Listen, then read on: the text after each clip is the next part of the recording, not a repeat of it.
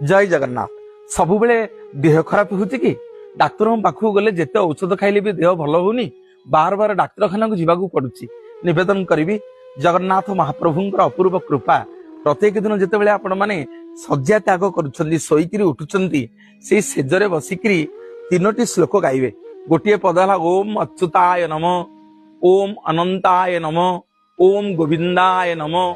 जिते बड़े आपण सेज त्याग करुछंती सकाळू सेज उपरे बसिबे आपण प्रत्येक दिन सकाळू ओम अच्युताय नमः, ओम अनंताय नमः, ओम गोविंदाय नमः एतिकी मुंडिया मारिकी प्रणाम करिकिरी आपणकर नित्यकर्म करिवे।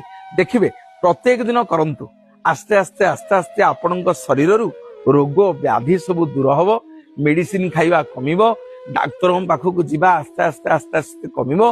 गोटे कथा निवेदन करी भागवत जगन्नाथ दास लिखिछंती कहई जगन्नाथ दास मूलटी अटई विश्वास। केवल जगन्नाथ को विश्वास करिया पड़िबो, भगवान प्रति विश्वास नथिले कोनोसी कार्य आज्ञा संभव हबनी।